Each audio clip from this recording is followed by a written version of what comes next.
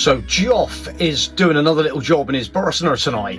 Over the weekend we noticed that our step, the second step on this, so we got the bottom drawer step, and then the second one up, this piece of wood that sits on the top was getting loose on these hinges. So we're going to reposition these hinges and try and give it a new lease of life. So this is the actual piece of timber that sits on there, the step, and as you can see, the holes for these screws are getting a little bit worn. So they've got these screws. There's the screw for one of the hinges that actually goes into the step. There's the screw. They're slightly different sizes. The shorter one is the one that actually goes into the panel down below. So what I'm gonna try and do, sorry about the state of my fingers, they're very rough at the moment, but we're gonna try and reposition the screws in a new position because they've got loose in the holes. It's just gradual wear of us tramping up and down. We've normally got this mat on here just to sort of but I think it's giving us grip, and it's tending to like push away every time we step down and sort of push away. It's tending to try and drag them screws out. So it's a little job that's needs doing, so I thought I'd just document it a little bit just to anybody else keep an eye on the issue. So that's what we're all about, keeping an eye on these little issues. And so let's get busy and just reposition these screws. So I'm just reattaching the hinges now in a different position, so you can see the original hole that was there. These were the holes that were worn, and yeah, I've just taken it along about 10 mil. I'll just show you the other one. This was the more of a problem end, so you can see the state of the holes. So we've literally taken it across about 10 mil. So we're just going to screw these screws back in now, re-secure the hinges. I just drew a little line with the pen underneath the original hinge just to get the same position. So I'm just offering it back into position now, and you can see a couple of little marks where I've just marked where the new hole is going to be on the hinge. So that's going to be our new one, and let's get it screwed up and see how it goes.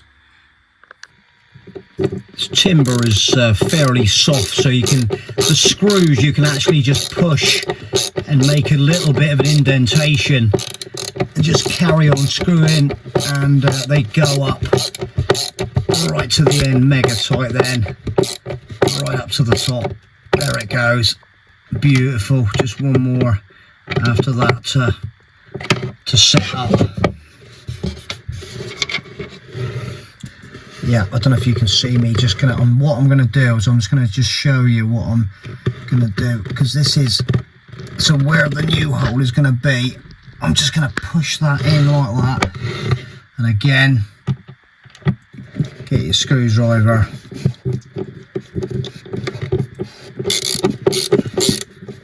off he goes, and that'll be number 3. I've got the other side, I've got a couple in the other side, one on the other side just to hold it in position. That's that one. I'm just going to come back over that other side. There's the hinge, and you can just see that original hole as well on the end.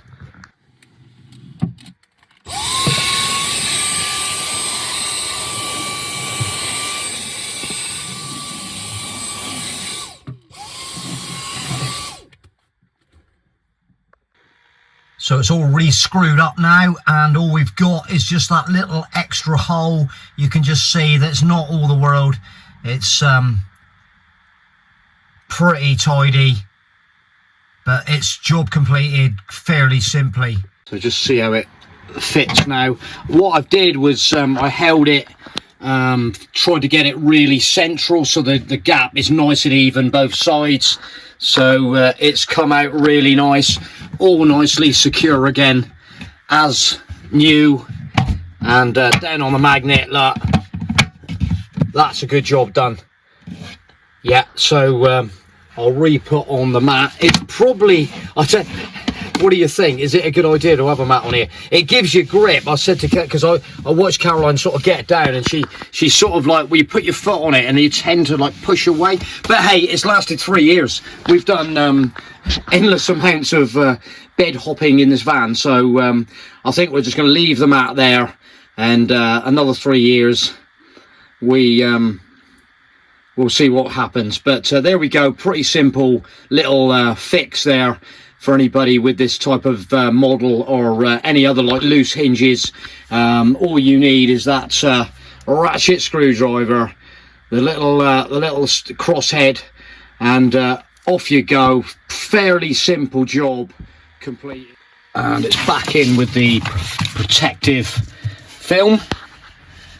There we go, and that just saves, look at the condition under there, just got that protective non-slip matting film that just sits in there, and that's job done. Let's put my bits and pieces back in. Toaster, followed by the gas kettle, and finally a low wattage electric kettle.